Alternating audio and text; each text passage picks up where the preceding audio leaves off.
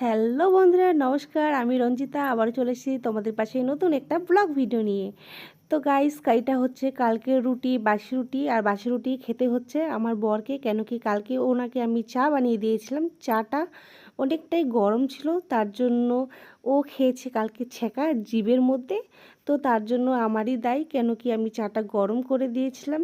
চাটা যদি আমি ঠান্ডায় দিতাম তাহলে আমাকে বলতো কি চাটা একটু গরম করে নিয়ে আসো, মানে আমি কোনো দিকেই ঠিক করতে পারলাম না। তো কালকে রাগের চোটে রুটি খাওয়া হয়নি। তো আজকে সকাল সকাল বলছে কি আমাকে খিদে পেয়েছে, তার জন্য রুটি বানিয়ে দিলাম। বানিয়ে তো না, মানে কালকের বাসি রুটি, ঠিক আছে।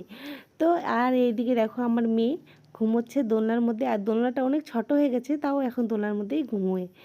তো এখন গাইস আমি খেয়ে নিচ্ছি। আমার বড়মশাই আসলো, মুখ হাত ধুয়ে ও এখন বসবে খাওয়ার জন্য। তো দেখো আমার বড়মশাইকে আপনাদের সবাইকে ও নমস্কার জানাচ্ছে। তো আমার বড়মশাইয়ের নমস্কারটা সবাই আপনারা নেবেন, ঠিক আছে। তো টাটা। তোমাদেরকে যদি আমার ভিডিওগুলো ভালো লাগে তাহলে লাইক করে দিবেন। টাটা।